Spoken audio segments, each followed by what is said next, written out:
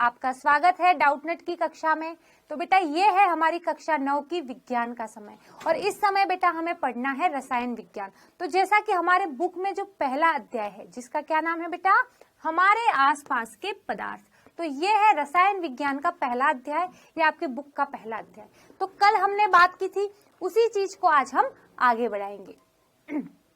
तो भाई आज हमें क्या पढ़ना है, तो पदार्थ के कुछ गुण हम कल पढ़ चुके थे, भौतिक गुण कल हम कुछ पढ़ चुके थे। आज हम कुछ भौतिक गुण एक बचा हुआ है उसको पढ़ेंगे। दूसरी बात हम पढ़ेंगे पदार्थ की अवस्थाएं, ठीक है। लेकिन बेटा आगे बढ़ने से पहले दोहरान करना बहुत ही जरूरी है। तो करते हैं सबसे पहले दोहरान कि कल हमने क्या पढ़ा था। तो बेटा कल हमने पढ़ा था पदार्थ के बारे में।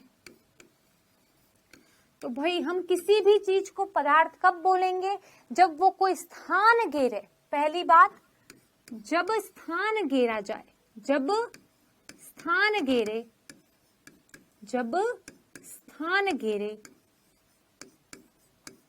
और भाई दूसरी बात क्या है भाई, दूसरी बात ये है कि जब वो पदार्थ उसका कुछ द्रव्यमान हो। मैंने कल आपको बताया था कि भाई पदार्थ द्रव्य दोनों एक ही बात है। तो जो स्थान घेरे जिसका द्रव्यमान हो वो है पदार्थ, ये बात की थी हमने कल। जैसे ये रिमोट, भाई ये कुछ ना कुछ स्थान घेर रहा है, देखो कुछ ना कुछ स्थान घेर रहा है, भाई इसका कुछ ना कुछ द्रव्यमान है, इसका मतलब ये क्या है, पदार्थ है। उसके कुछ उदाहरण थे भाई, जैसे पेन, रिमोट, है ना, ये उदाहरण थे। बात की थी पदार्थ की। उसके बाद पदार्थ के कुछ गुणों की बात की थी। उसमें पहला गुण देखा था क्या हमने, कि पदार्थ छोटे छोटे कणों से मिलकर बना होता है। क्या देखा था बेटा हमने, पदार्थ छोटे छोटे कणों से मिलकर बना होता है ना। दूसरी बात क्या देखी थी बेटा हमने, कि पदार्थ के जो कण हैं उनके बीच में रिक्त स्थान होता है, गैप होता है। दूसरी बात हमने देखी थी रिक्त स्थान की।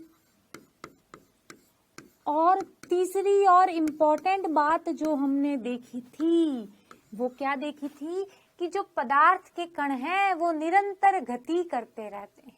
तीसरी बात क्या देखी थी, कि पदार्थ के जो कण हैं वो गति करते हैं। और बेटा जो गति से संबंधित ऊर्जा होती है उसे गतिज ऊर्जा बोला जाता है।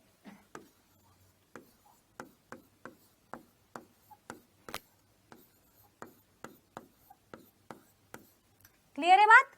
तो ये है हमारा कल की क्लास का रिवीजन। जो बच्चा आज आया है, कल की क्लास एब्सेंट थी, तो कल की क्लास में सारी बातें डिटेल में देख सकता है। अब बढ़ते हैं आगे। पदार्थ का अगला गुण क्या है, तो पदार्थ के कण एक दूसरे को आकर्षित करते हैं। तो पहली बात, आकर्षित का क्या मतलब होता है बेटा, आकर्षित का मतलब क्या होता है ये बताओ। Very good. आकर्षित का मतलब होता है अपनी तरफ खींचना, अपनी तरफ बुलाना। आकर्षित का मतलब खींचना या अपनी तरफ खींचना, अपनी तरफ खींचना। ये क्या होता है बेटा, आकर्षण या आकर्षित करना। अब समझते हैं कि पदार्थ के कण एक दूसरे को आकर्षित करते हैं। तो जैसे ये क्या है बेटा, ये है लोहे का पाइप। क्या है बेटा, लोहे का पाइप है। अब समझते हैं इस बात को। तो पहले तो ये बताओ कि क्या ये लोहे का पाइप पदार्थ है, क्योंकि हम पदार्थ के गुणों की बात कर रहे हैं।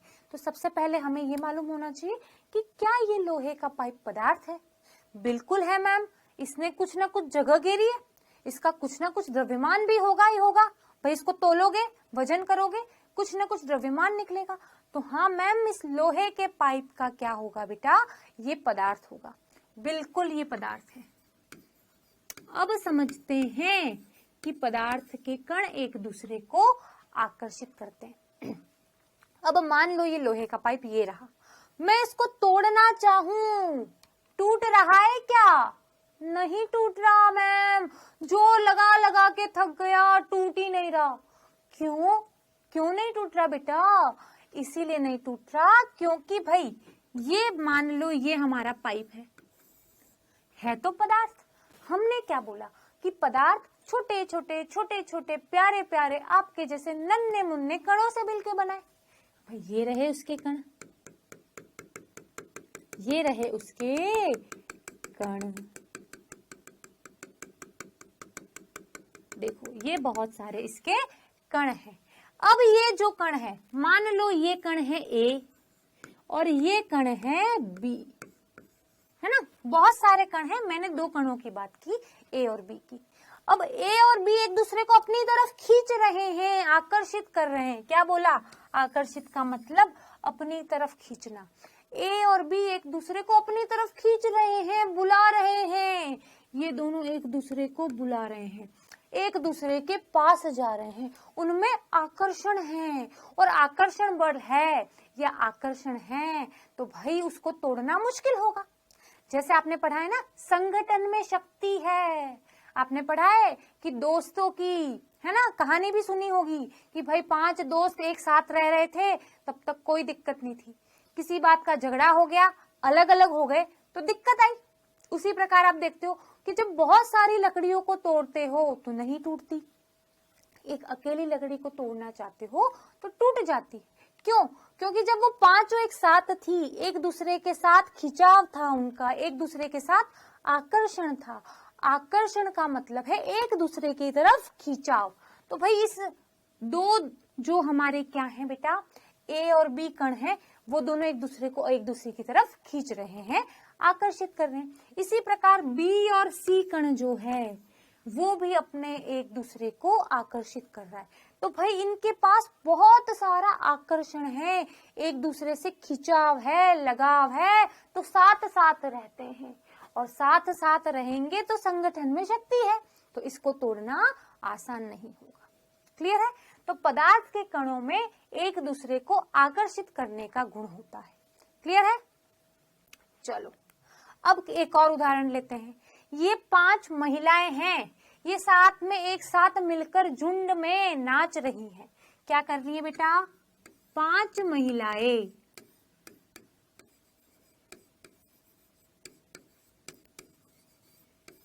एक झुंड में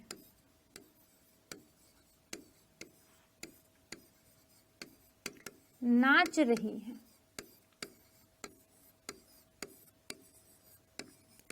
भाई पांचों एक साथ मिलके नाच रही हैं, मतलब इनके बीच में भी क्या है? आकर्षण है, खिंचाव है ना।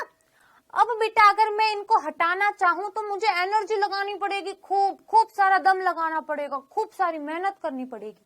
तब मैं क्या करूंगी? इनको एक दूसरे से दूर कर पाऊंगी। ये सब एक साथ एक दूसरे के पास हैं, इसका मतलब इसमें क्या है? आकर्षण है। क्या है? आकर्षण है। तो इनमें भी क्या है? आकर्षण है। चलो एक उदाहरण और देखते हैं बेटा। चलो तो भाई ये क्या है? चौक है। क्या है? चौक है।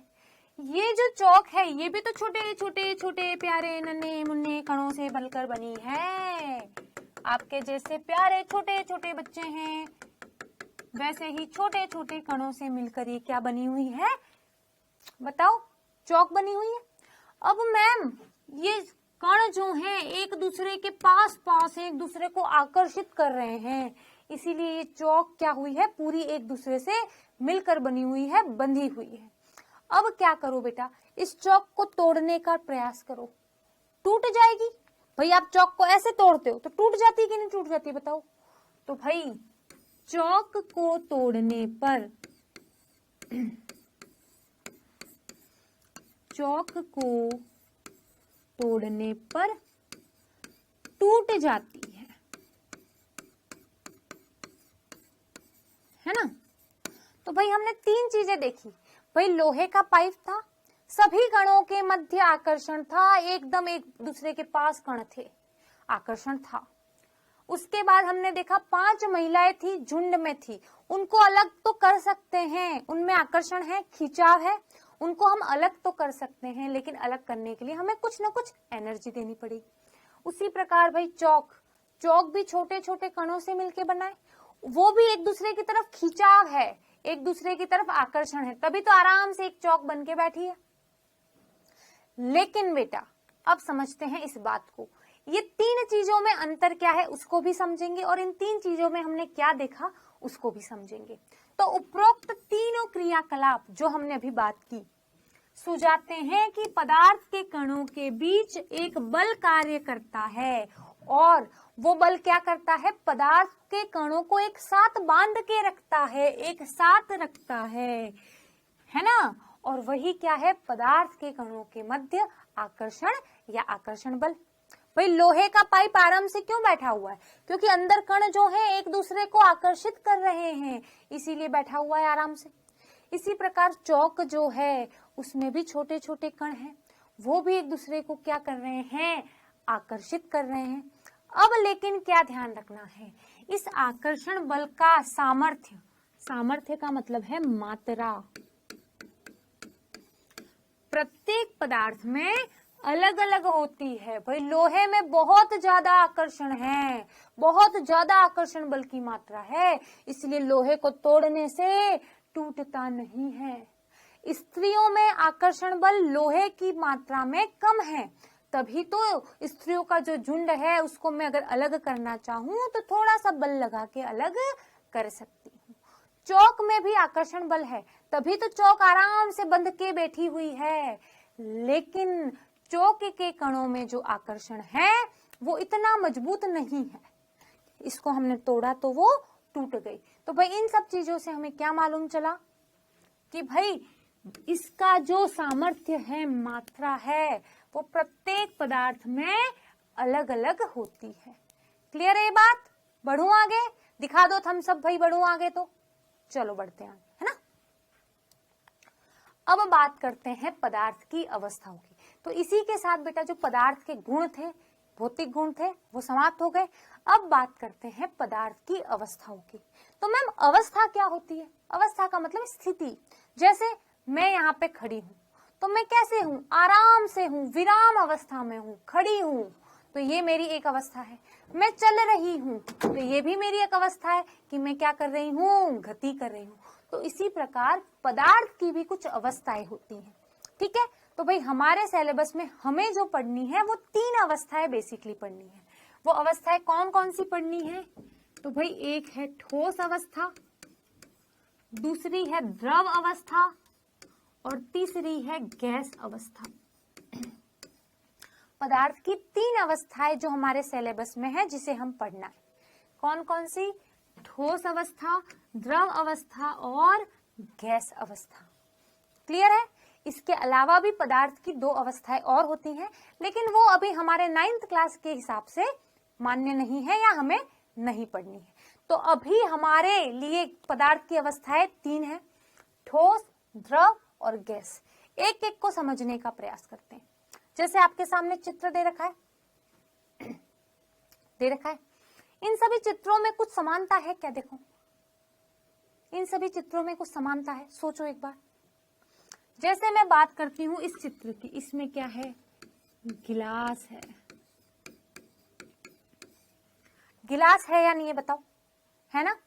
अब इस गिलास का जो आकार है, शेप बोलते हो जिसको अंग्रेजी में, वो क्या है?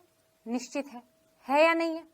इसी प्रकार आप इस ईंट की बात करो, ईंट की, तो भाई ईंट में भी क्या है? उसका आकार निश्चित है, उसने कुछ न कुछ जगह घेरी है।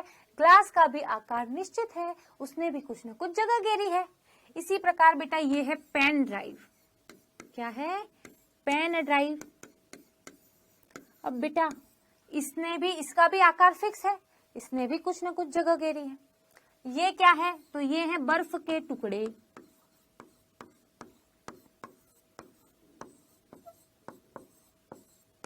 ठीक है, इसने भी कुछ न कुछ जगह घेरी है, इसका भी आकार फिक्स है। जानते हो बर्फ का आकार कैसा होता है? ये क्या है? तो ये है बेटा हीरा। तो इसका हीरे का भी आकार क्या होता है, निश्चित होता है, फिक्स होता है। ये भी कुछ ना कुछ जगह घेरी है। तो एक अवस्था तो ऐसी हो रही है पदार्थ की जिसमें क्या बोला हमने, इन सब में हमने क्या समानताएं देखी, बताओ, कि आकार निश्चित है और कुछ न कुछ जगह घेर रही है। तो बेटा मैं आपको एक बात बता दूं कि एक चीज होती है आयतन। अब आयतन क्या है भाई, कोई वस्तु कितनी जगह घेर रही है वो होता है उसका आयतन। आयतन क्या होता है बेटा, कोई वस्तु कितनी जगह घेर रही है, कितनी जगह घेर रही है, वो होता है उसका आयतन। जैसे मैं यहाँ खड़ी हूं, मैंने कुछ ना कुछ जगह घेरी तो वो है मेरा आयतन। ये रिमोट है, ये भी कुछ ना कुछ जगह घेर रहा है तो ये है उसका आयतन, है ना। गणित में भी पढ़ते हो, घन का आयतन, घनाभ का आयतन, है ना, शंकु का आयतन पढ़ते हो। तो भाई वो होता है आयतन, कोई वस्तु कितना जगह घेरती है। तो इन सब उदाहरणों में हमने क्या देखा कि भाई आकार सबका निश्चित है। ग्लास का आकार फिक्स होता है ना, ईंट का आकार फिक्स होता है ना, निश्चित होता है। हीरे का आकार निश्चित होता है, फिक्स होता है। बर्फ के टुकड़े का आकार निश्चित होता है, फिक्स होता है। पेन ड्राइव का आकार निश्चित होता है, फिक्स होता है। तो पदार्थ की एक अवस्था तो ऐसी है जिसमें क्या है, आकार और आयतन निश्चित है, आकार व आयतन निश्चित है। एक अवस्था तो ऐसी है। चलो, और कौन सी अवस्था है पदार्थ की। अब इन सब उदाहरणों में देखो, ये क्या है, तो ये है जूस, ये है पानी, ये है दूध और ये है तेल। अब इसमें देखते हैं हम, कुछ आप समानताएं देख रहे हो, कुछ समझ रहे हो, बताओ भाई। तो मैम हमने देखा पानी, पानी को हम जिस बर्तन में डालें वैसा आकार ले लेता है। पानी को मैंने जग में डाला तो जग का आकार ले लिया, पानी को मैंने बाल्टी में डाला तो बाल्टी का आकार ले लिया, पानी को मैंने ग्लास में डाला तो ग्लास का आकार ले लिया। सही बात, सेम बात जूस में भी लागू होती है। जूस को मैं ग्लास में डालूंगी, ग्लास का आकार ले लेगा, है ना। जूस को मैं बोतल में डालूंगी, बोतल का आकार ले लेगा। यही बात तेल के साथ भी होती है। भाई तेल को बोतल में डाला तो बोतल का आकार ले लिया, तेल को मैंने जग में डाला तो जग का आकार ले लिया। और यही बात दूध के साथ भी होती है। तो पदार्थ की एक अवस्था ऐसी भी है जिसमें क्या हो रहा है कि जो चीजें हैं उनमें क्या हो रहा है बेटा, आकार निश्चित नहीं है, आकार निश्चित नहीं है।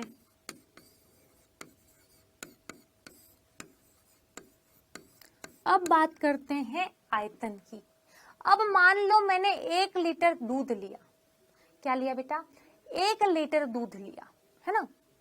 अब बेटे मैंने 1 लीटर दूध लिया, अब मैंने क्या किया, उस 1 लीटर दूध को बाल्टी में डाला, अब उसी 1 लीटर दूध को मैंने ग्लास में डाला। तो ऐसा हुआ क्या बेटा कि भाई जो दूध है वो बाल्टी में 1 लीटर था लेकिन ग्लास में 5 लीटर हो गया? नहीं हुआ, उसने जो जगह घेरी है वो उतनी ही रही। इसका मतलब पदार्थ की एक अवस्था ऐसी है जिसमें आयतन निश्चित है लेकिन आकार अनिश्चित है। आकार निश्चित नहीं और आयतन निश्चित है। और एक अवस्था और है जिसके बारे में हम कल पढ़ेंगे, इसके बारे में हम कल पढ़ेंगे। तो अब बेटा हम देखते हैं कि मैम कौन सी अवस्था ऐसी है। आपने बताया कि एक अवस्था ऐसी है जिसमें आकार और आयतन निश्चित है। अब हम बहुत एक्साइटेड हो रहे हैं जानने के लिए कि कौन सी अवस्था ऐसी है जिसमें ऐसा होता है। समझे? सब रेडी हो? चलो, तो अब बात करते हैं ठोस अवस्था की। किसकी बेटा? ठोस अवस्था की। तो पदार्थ की पहली अवस्था जो हम पढ़ रहे हैं वो है ठोस अवस्था। तो ठोस अवस्था पदार्थ की वह अवस्था है जिसमें पदार्थ का आकार एवं आयतन निश्चित होता है। भाई ठोस अवस्था की परिभाषा क्या लिखोगे? पदार्थ की वह अवस्था, पदार्थ की वह अवस्था जिसमें उसका आकार एवं आयतन, उसका आकार एवं आयतन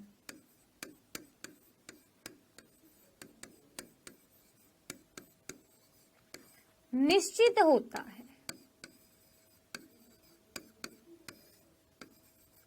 निश्चित होता है, वह अवस्था क्या कहलाती है? ठोस अवस्था कहलाती है। क्लियर बात? पदार्थ की वह अवस्था जिसमें आकार भी निश्चित है और आयतन भी निश्चित है, दोनों निश्चित हैं। आकार अगर कैसा है, अगर वर्गाकार है तो वर्गाकार ही रहेगा, घनाकार है तो घनाकार ही रहेगा, चाहे कहीं भी रख दो। भाई इसको, ये रिमोट को मैं इस कमरे में रख दूं तो भी जैसा है वैसा ही रहेगा, इस रिमोट को मैं दिल्ली में जाके रख दूं तो भी वैसा ही रहेगा, इस रिमोट को मैं बाल्टी में डाल के रख दूं तो भी वैसा ही रहेगा। इसका आकार बदलेगा क्या? ऐसा तो नहीं है कि इस रिमोट को मैं बाल्टी में रख दूंगी तो ये रिमोट का आकार बदल जाएगा, वर्गाकार हो जाएगा रिमोट।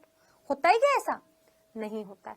तो पदार्थ की वह अवस्था जिसमें आकार और आयतन दोनों निश्चित होता है वो कहलाती है ठोस अवस्था। इसको याद करने का सामान्य तरीका है कि जो ठोस अवस्था है उसे हम कठोर अवस्था भी कहते हैं। भाई याद करो, है ना, हम पढ़ चुके हैं पिछली कक्षाओं में, जैसे आपने पढ़ा होगा 8वीं कक्षा में कि भाई ठोस अवस्था क्या है? पदार्थ की कठोर अवस्था है जिसमें पदार्थ कठोर होता है। जैसे ये देखो भाई, ये रिमोट है, कितना कठोर है ये, तो पदार्थ की कठोर अवस्था भी सामान्य भाषा में हम बोलते हैं। तो भाई ठोस अवस्था की परिभाषा समझ में आ गई। उदाहरण देखते हैं। बाल्टी, बताओ भाई, बाल्टी रोज नहाते हो, बाल्टी का यूज करते हो, बताओ बाल्टी ठोस है? मैम हाँ, बाल्टी का आकार निश्चित है। भाई कोई बाल्टी 10 लीटर की होती है, कोई बाल्टी 15 लीटर की होती है, कोई बाल्टी 50 लीटर की होती है। भाई उसमें कितना पानी आएगा या उस बाल्टी में का कितना जो आयतन है वो भी फिक्स है, निश्चित है। मतलब बाल्टी क्या है? ठोस है। क्लियर है? चलो एक और उदाहरण देखते हैं। ईंट, ईंट का बताओ बेटा। मैम ईंट का आकार फिक्स होता है, आयताकार होती है सामान्यतः, सामान्यतः ईंट आयताकार होती है, उसका आकार फिक्स होता है, निश्चित होता है। ठोस हो सकती है। भाई ईंट कितनी जगह घेरती है? फिक्स होती है, उसका आयतन भी फिक्स होता है, निश्चित होता है। बिल्कुल मैम, अब हम बोल सकते हैं कि ईंट क्या है? तो ईंट जो है वो आपकी बेटा बताओ क्या है? ठोस है। चलो और उदाहरण देखते हैं। घड़ी, बताओ भाई, घड़ी में रोज समय देखते हो? बताओ। वेरी गुड मैम, घड़ी का आकार फिक्स है। कोई घड़ी गोल होती है, कोई घड़ी वर्गाकार होती है, कोई घड़ी आयताकार होती है।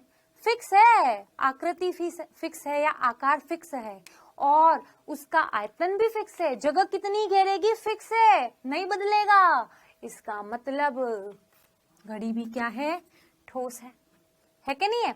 चलो बताओ, पानी की बोतल, बोतल ही लिख लो, बोतल लिख लो, बोतल बताओ जल्दी से। वेरी गुड मैम, बोतल उसका आकार फिक्स है। बोतल बेलनाकार होती है, बेलन जैसी होती है, बेलनाकार होती है सामान्यतः, आकार फिक्स है। उसका आयतन भी फिक्स है ना, कि भाई इस बोतल में 5 लीटर ही पानी आएगा, इस बोतल में 1 लीटर ही पानी आएगा। आयतन भी निश्चित है, आकार निश्चित है, आयतन भी निश्चित है। तो मैंने बोल दिया बोतल क्या है? ठोस है। और बताओगे? चलो और देखते हैं। मोबाइल, मोबाइल बताओ जल्दी से। Very good ma'am, mobile fix होता है, उसका आकार कहीं भी रख दो उसका आकार फिक्स रहेगा। बाल्टी में रख दो, यहाँ रख दो, टेबल पे रख दो, कहीं भी रख दो, उसका आकार एक निश्चित रहेगा, है ना। दूसरी बात, वो कितनी जगह घेर रहा है वो भी फिक्स है, निश्चित है। इसका मतलब मैम मोबाइल भी क्या है, ठोस है। चलो और उदाहरण करते हैं, एक दो और उदाहरण करते हैं तो भाई हमें बिल्कुल समझ में आ जाएगा। भाई हम बात करते हैं टीवी की। हमारे घर में टीवी है, टीवी बता दो, टीवी बता दो। वेरी गुड मैम, जो टीवी है उसका आकार निश्चित है, आयताकार होती है सामान्यतः, आकार क्या है, निश्चित है। उसका आयतन भी निश्चित है, कितनी जगह घेरेगी, फिक्स है। इसका मतलब टीवी भी क्या है, ठोस है। तो भाई ठोस अवस्था समझ में आ गई। बढ़ूं आगे, चलो अब ठोसों का एक महत्वपूर्ण गुण पढ़ना है हमें।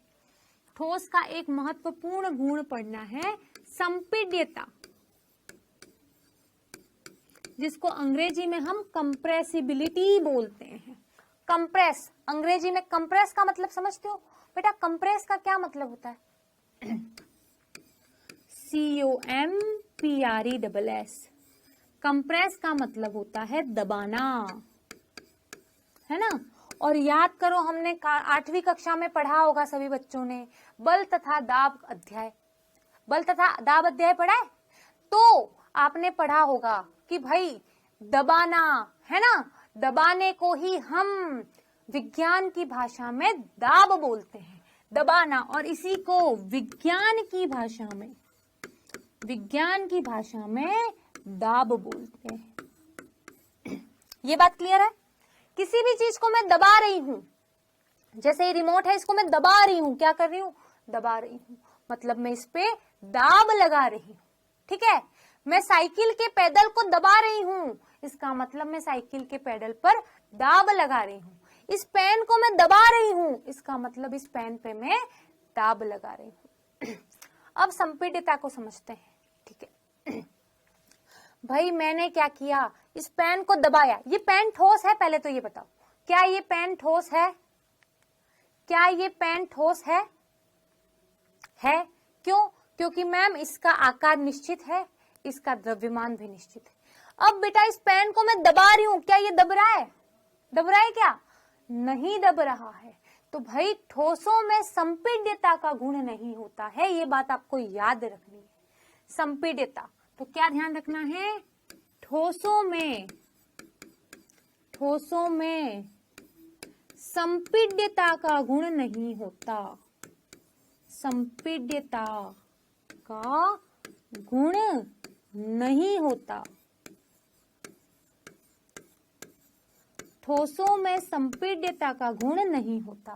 भाई संपीड्यता अभी बताया है, दाब लगाना, दाब लगाना, दाब लगाने पर उसका क्या होना, आकार बदल जाना। भाई इसको, इस पेन को मैं लगा रही हूं, दबा रही हूं, इस पे दाब लगा रही हूं, क्या इस पेन का आकार बदल रहा है? नहीं बदल रहा। तो संपीड्यता, ठोसों में संपीड्यता का गुण नहीं होता। संपीड्यता का मतलब क्या है? दाब लगाने पर, दबाव लगाने पर इसका आकार या आकृति में परिवर्तन होना। संपीड्यता का मतलब क्या है बेटा? दाब लगाने पर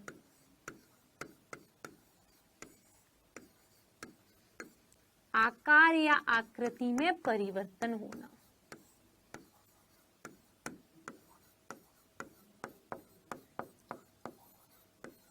हो रहा है क्या बेटा इस पेन के आकार में परिवर्तन? नहीं हो रहा। इसका मतलब ठोसों में संपीड्यता का गुण नहीं पाया जाता। क्लियर? बढ़े आगे। तो भाई ठोस अवस्था में जो हमें मेन बातें पढ़नी थी वो कंप्लीट हुई। ठीक है, अब बढ़ते हैं आगे। अब मैम दिमाग का दही हो गया, आपने बोला ठोसों का आकार आयतन निश्चित होता है, कुछ तो कारण होगा। किस किस के दिमाग में आ रही है ये बात, जल्दी से बता दो। वेरी गुड, सबके दिमाग में आ रही है ना। तो भाई ठोसों का आकार एवं आयतन निश्चित क्यों होता है, कोई बता सकता है? चलो देखते। तो बेटा हमने क्या बोला, ठोस क्या है बताओ? ठोस क्या है? पदार्थ है। क्या है बेटा? पदार्थ है। क्या है? पदार्थ है। हमने अभी पदार्थ का एक गुण पढ़ा था, पदार्थ के कणों के मध्य आकर्षण बल होता है।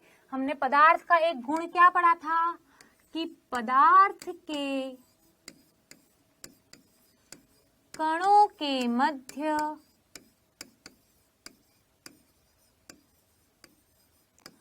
आकर्षण बल होता है।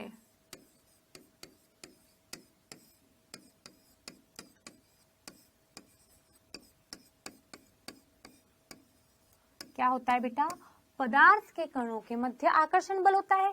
ये पदार्थ का गुण पड़ा था। ठोस भी क्या है? पदार्थ है। अब देखते हैं बेटा, जो ठोस है उसमें जो कण है ना, ठोस के कणों के मध्य आकर्षण बल बहुत मजबूत होता है। क्या होता है? बहुत मजबूत होता है। और दूसरी बात, ठोस में कण एक दूसरे के बहुत ही पास पास होते हैं। भाई, ठोस में कणों के मध्य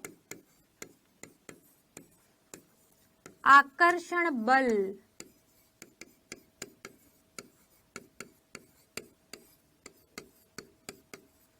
बहुत मजबूत होता है। क्या होता है बेटा? बहुत मजबूत होता है।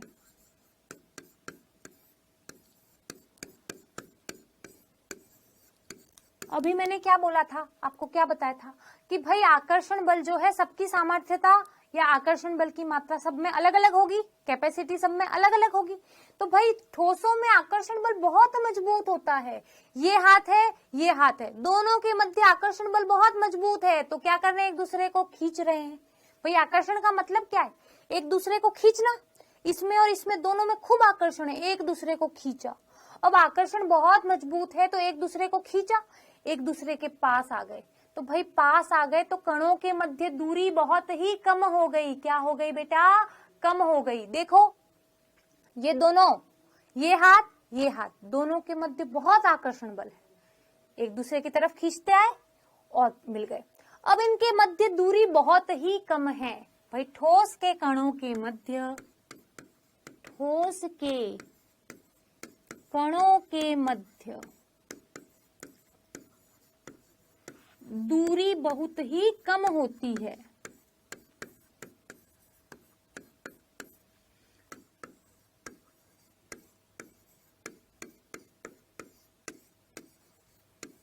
क्या होती है बेटा? दूरी बहुत ही कम होती है। अब बताओ बेटा, मेरे ये दो हाथ, दोनों के मध्य दूरी बहुत कम है। क्या है? दोनों के दूरी बहुत कम है, दोनों के बीच। तो दोनों का आकार क्या हो गया बेटा? निश्चित हो गया, है ना। और इसीलिए इसमें संपीड्यता का गुण भी नहीं होता। भाई मैं दबाऊंगी, भाई कहीं जगह होगी तो एडजस्ट होगा। जैसे आप बात करते हो अटेजी में सामान ठूस दिया है पूरा, है ना। अब अटेजी को और दबाओ, सामान नहीं घुस पाता। क्यों? क्योंकि भाई जितना ठूसना था उतना ठूस चुके हो, कोई जगह खाली ही नहीं है। तो उसी प्रकार ठोस में क्या होता है? कणों के मध्य रिक्त स्थान बहुत कम होता है और आकर्षण बल बहुत ही मजबूत होता है। इसीलिए ठोसों का आकार और आयतन निश्चित होता है और उसमें संपीड्यता का गुण नहीं पाया जाता। क्लियर? एकदम क्लियर है ना पिक्चर? कोई डाउट तो नहीं है? बढ़े आगे? तो बढ़ते हैं अब आगे की बात करते हैं। तो अब एक प्रश्न देखते हैं, उसके बाद आगे बढ़ेंगे। तो निम्न में से ठोस है, आपको ठोस कौन सा है वो पहचानना है। 1 मिनट के लिए सोचो फिर जवाब दो। चलो देखते हैं। भाई दही को मैंने ग्लास में डाला, ग्लास जैसा आकार ले लिया। दही को मैंने कटोरी में डाला, कटोरी जैसा आकार ले लिया। दही को मैंने बोतल में डाला, बोतल जैसा आकार ले लिया। भाई आकार बार बार बदल रहा है और अगर आकार बदलेगा तो मैं क्या बोलूंगी कि भाई दही का आकार निश्चित नहीं है। और अगर आकार निश्चित नहीं होगा बेटा तो बताओ क्या दही ठोस हो सकता है? नहीं हो सकता मैम, क्योंकि आपने तो हमें बताया है ठोसों का आकार और आयतन निश्चित होता है। तो भाई दही जो है वो ठोस नहीं है। टेबल बताओ मैम, टेबल, उसका आकार निश्चित है, जगह कितनी घेरी है वो भी निश्चित है ना। इसका मतलब ये तो ठोस है। बिल्कुल। भाई प्लेट, मम्मी भूख लगी खाना दे दो वाली प्लेट, भाई प्लेट है, आकार निश्चित है, गोल होती है, कुछ आयताकार भी होती है, आयतन भी निश्चित है, आकार निश्चित, आयतन निश्चित, तो भाई ठोस है। पानी, अरे मैम पानी को हमने बोतल में डाला, बोतल जैसा आकार ले लिया। पानी को हमने बाल्टी में डाला, बाल्टी जैसा आकार ले लिया। पानी को हमने मग में डाला, मग जैसा आकार ले लिया।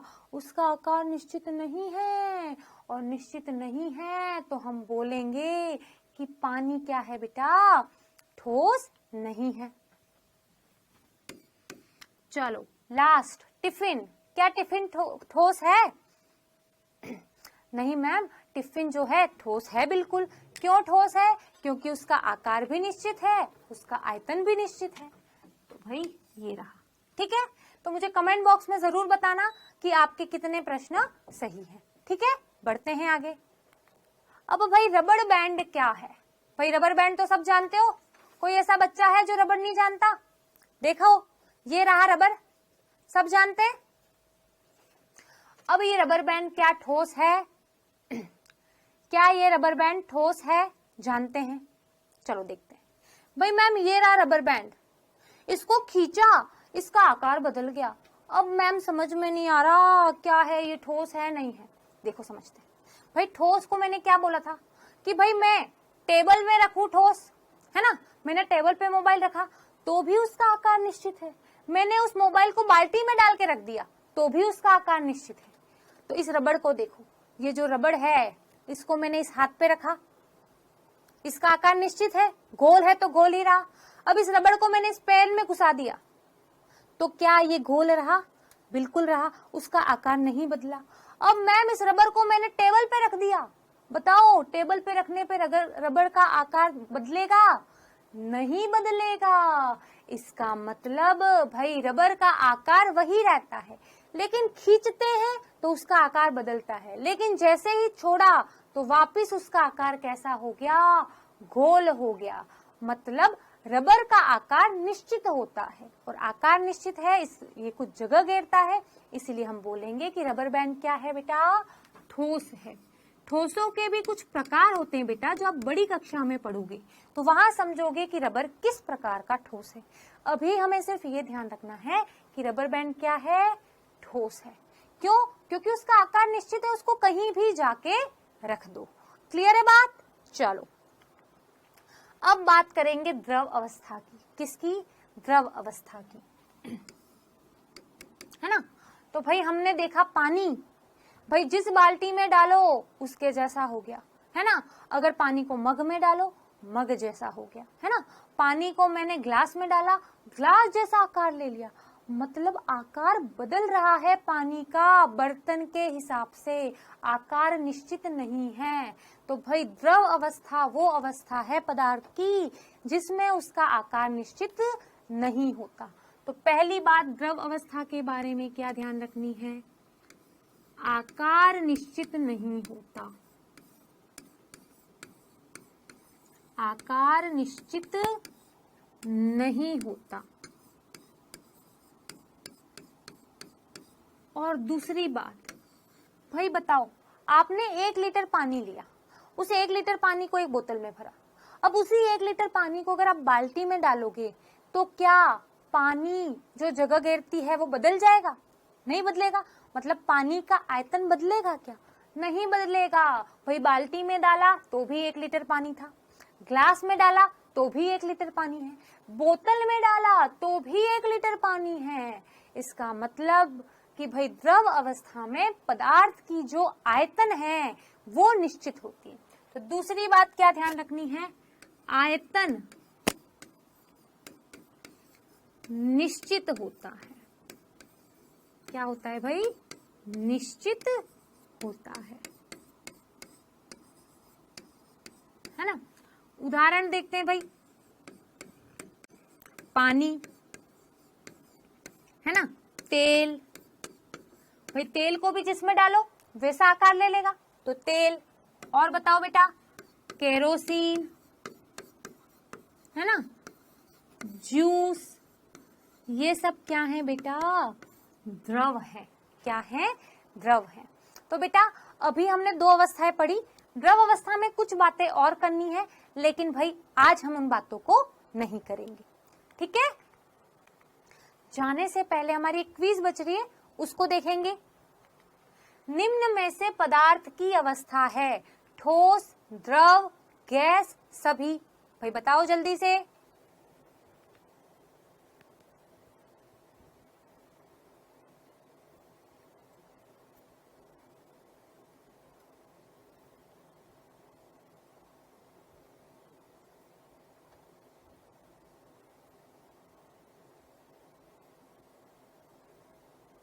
बढ़ते हैं आगे, देखते हैं अगला प्रश्न। गतिशील कणों में कौन सी ऊर्जा होती है? भाई आज भी बताया है और कल की क्लास में तो बहुत डिटेल में पढ़ा था। बताओ जल्दी से। स्थितिज ऊर्जा, गतिज ऊर्जा, यांत्रिक ऊर्जा, कोई नहीं।